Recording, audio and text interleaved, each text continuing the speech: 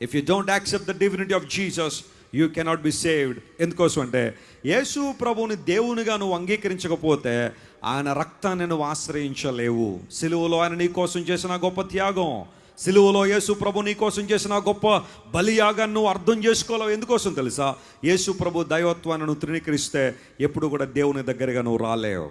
అపోస్తలుడైన పౌలు తన జీవిత కాలంలో యేసు ప్రభు దైవత్వాన్ని అర్థం చేసుకోక చాలా భయంకరంగా మాట్లాడేవాడు. సగటు యూదుడు యేసు ప్రభు మీద ఎలాంటి నిందల అవమానాలు వేసేవాడో బహుశా సౌలు కూడా అలాంటి పరిస్థితుల్లోనే.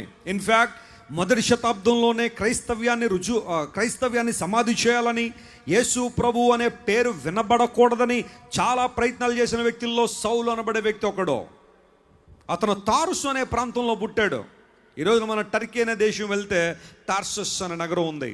ఆ నగరంలో పుట్టాడు. అది పూర్వదినాల్లో రోమన్ల కంట్రోల్లో ఉండేది కాబట్టి పుట్టగానే రోమన్ సిటిజన్షిప్ ఇచ్చేవారు అక్కడ. అందును బట్టి సౌలు యూదుడైనప్పటికీ కూడా తార్సులో పుట్టాడు కాబట్టి రోమన్ సిటిజన్షిప్ ఇచ్చారు అతనికి. ఆ తర్వాత కాలంలో ఒక సందర్భంలో నేను రోమియుడును అనే విషయాన్ని పౌలు వాడాడు. అక్కడ అలాంటి సంఘటన జరిగింది కాబట్టే. అలాంటి పౌలు సౌలుగా ఉన్నప్పుడు సంఘాన్ని హింసించి, క్రైస్తవ్యాన్ని హింసించాలని, క్రీస్తు మార్గాన్ని లేకుండా చేయాలని ఎన్నో ప్రయత్నాలు చేసి, సంఘాన్ని హింసించి, సేవకులు హింసించి, అనేక మంది మరణానికి సాక్షిగా నిలిచిన సౌలు. In fact a great man of God called Stephen was stoned to death in 1st century and Paul was the witness for his death. Stephen మరణానికి సాక్షిగా నిలిచాడు సౌలు.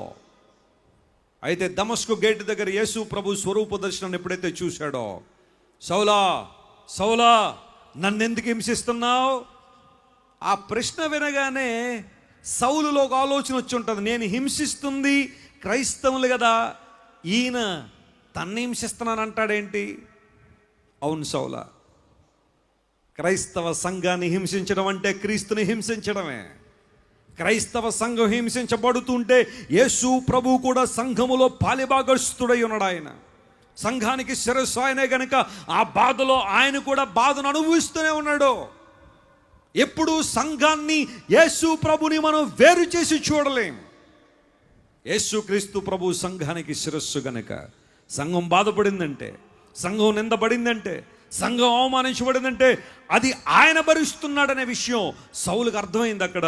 Lord, am I persecuting you? నేను నిన్ను హింసిస్తున్నానా? సంఘాన్ని కదా. లేదు సౌలా, సంఘాన్ని హింసించడం నన్ను హింసించడమే.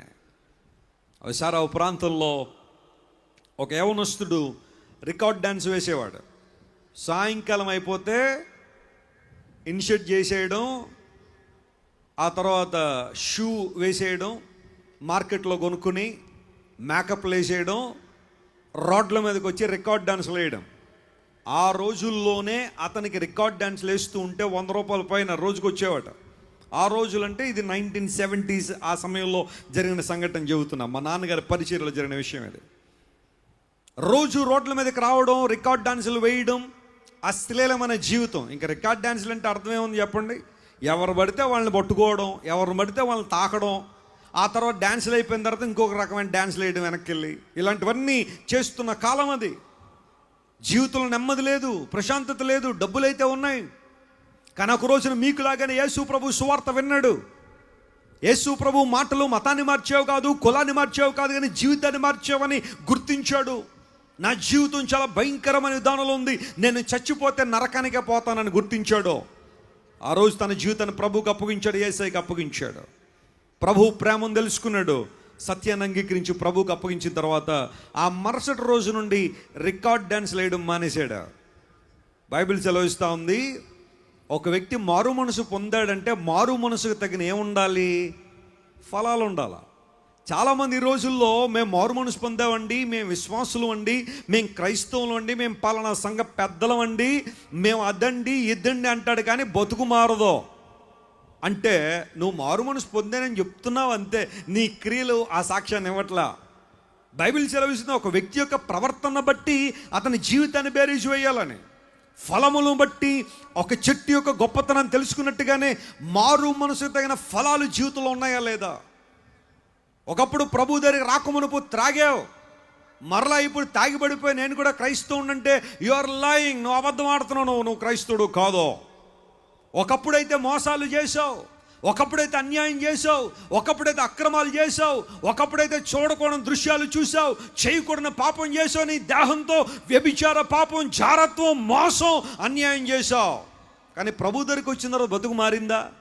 లేదా మళ్ళీ అవే కంటిన్యూ అవుతున్నాయంటే నీ జీవితంలో నువ్వు క్రైస్తవుడు కాదు కదా.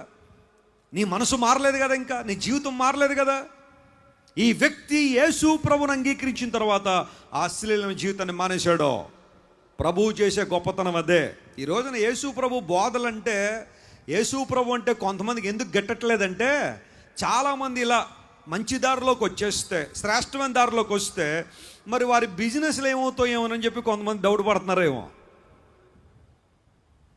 మొన్న ఎక్కడో చూస్తూ ఉంటే టీవీలో కానీ అన్నాడు, భారతదేశంలో క్రైస్తవ్యం పెరిగిపోవడం ద్వారా దేశం చాలా నష్టపోతుంది అన్నాడు. మరి స్పృహుండి మాట్లాడాడో తెలీదు, లేకపోతే ఏమన్నా సేవించి మాట్లాడో మనకే తెలియదు. కానీ క్రైస్తవ్యం డెవలప్ అయితే దేశం ఎందుకు నష్టపోద్ది? నీ బిజినెస్లు కదా నష్టపోతున్నాయి, నీ బ్రాందీ షాప్ కదా నష్టపోతుంది, నువ్వు నడిపిస్తున్న ఆ వ్యభిచార గృహం కదా నష్టపోతుంది. దేశం ఎందుకు నష్టపోద్ది? క్రైస్తవ్యం అభివృద్ధి చెందడం దేశానికి ఎప్పుడు ప్రయోజనకరమే. చెప్పలు కూడా